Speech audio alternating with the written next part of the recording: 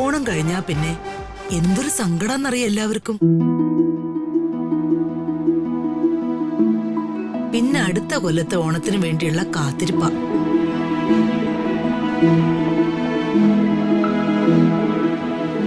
ആ വാ പ്രതാപൻ ഇരിക്ക്. നിങ്ങളെല്ലാവരും ഇരിക്കേ.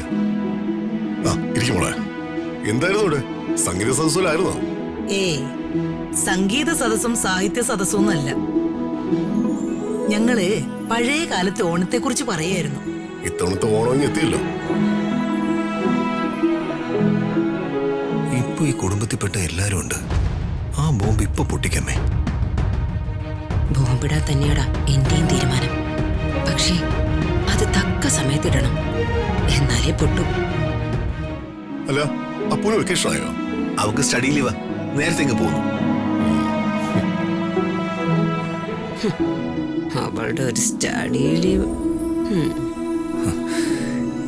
ഇപ്പൊ തന്നെ പറയാമേ. പറയാടാ. ഇത്തവണ മുറ്റത്ത് ഊഞ്ഞാല് കെട്ടില്ലേ ശരിയാ? നാളെ തന്നെ കെട്ടിക്കാൻ ചേട്ടാ. രാജുവിനോട് പറഞ്ഞാൽ മതി, അവൻ കെട്ടിച്ചോളൂ. ശരി ചേട്ടാ. എന്തിനും ഏതിനും ഒരു രാജു. എനിക്കൊരു ഐഡിയ തോന്നുന്നുണ്ട് പ്രതാപ. എന്താ അമ്മേ? എന്റെയും പ്രതാപന്റെയും ബാല്യകാലത്തല്ലേ ശരിയായ ഓണം ഉണ്ടായിരുന്നത്? ഇക്കാലത്ത് ഓണം ആഘോഷിക്കപ്പെടുന്നുണ്ടെങ്കിലും അതിന് പഴയ രസമൊന്നുമില്ല. അമ്മ പറഞ്ഞു വരുന്നത്? അതായത് കുട്ടികള് ശരിക്കുള്ള ഓണം ആഘോഷിച്ചിട്ടില്ല. അതുകൊണ്ട് അവർക്ക് വേണ്ടി നമുക്ക് ഗംഭീരമായിട്ടൊരു ഓണാഘോഷം നടത്തണം. അല്ല, എല്ലാ കൊല്ലവും ഇവിടെ ഓണാഘോഷം നടത്തുന്നുണ്ടല്ലോ.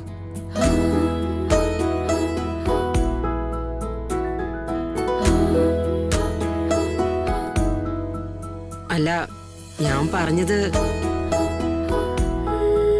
പ്രതാപൻ എന്റെ ഉദ്ദേശം മനസ്സിലായോ? ഇല്ലമ്മേ. അമ്മ എന്താ മനസ്സിൽ ഉദ്ദേശിക്കുന്നത്? പ്ലാസ്റ്റിക് പൂക്കളും ഫാസ്റ്റ് ഫുഡൊന്നും ഇല്ലാത്ത ഒരു ഓണാഘോഷം നമുക്ക് നടത്തണം. ആ മെസ്സേജ് ഇപ്പൊ അങ്ങോട്ട് അയച്ചാ ഓണാഘോഷം ഇപ്പൊ തന്നെ കലങ്ങും. ഒന്ന് മിണ്ടാ നിക്കടാ. അമ്മ പറഞ്ഞത് നല്ല കാര്യമാണ്. അതിനെന്താ, ഓണാഘോഷം നമുക്കിവിടെ നടത്താമല്ലോ. നമുക്കേ വേണ്ടപ്പെട്ട എല്ലാ ആളുകളെയും വിളിക്കണം. എല്ലാവർക്കും സദ്യയും ഓണക്കോടിയും കൊടുക്കണം. തീർച്ചയായും, അത് എനിക്ക് സന്തോഷമുള്ള കാര്യമല്ലേ. നമുക്ക് അമ്മ പറയുന്ന പോലെ തന്നെ ചെയ്യാം. ശരിയാ ചേട്ടാ. ഓണാഘോഷത്തിന് വിളിക്കേണ്ടവരുടെ ലിസ്റ്റ് എത്രയും പെട്ടെന്ന് തയ്യാറാക്കണം. ശരി ചേട്ടാ. എല്ലാവരെയും നീയും യാമിനിയും കൂടി വേണം വിളിക്കാം.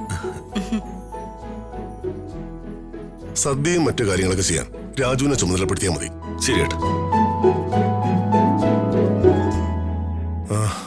അമ്മയോട് ചോദിച്ച് അമ്മയുടെ നിർദ്ദേശപ്രകാരം എല്ലാം ചെയ്താൽ മതി. ശരി. ശരി അമ്മേ.